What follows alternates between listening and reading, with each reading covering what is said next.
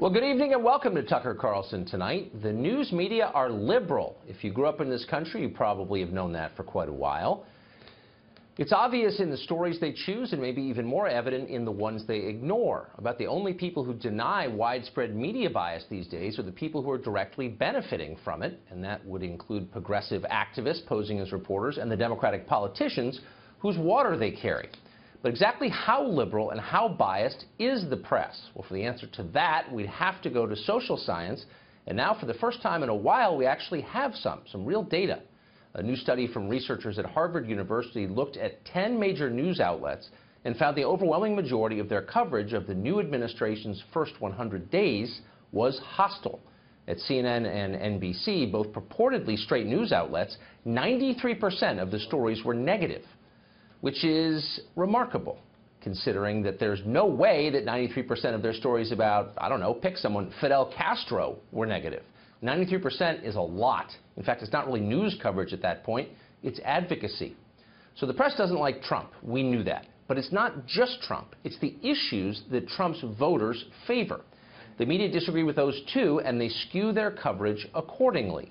Take immigration, for example. Now, there are many sides to that issue, but most Americans believe it ought to be illegal to come to our country without permission. That's why the Congress has made it illegal.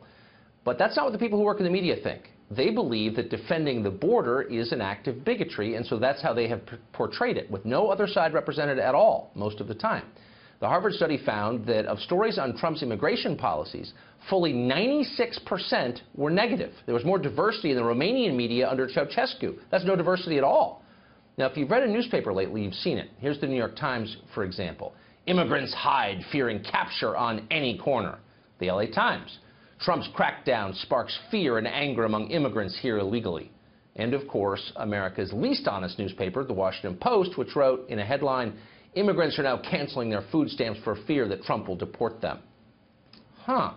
Where are the stories about Americans hurt by illegal immigration? Well, you'd have to wait an awful long time to see those. There aren't many, if any. If anything, most television news is even more distorted than this.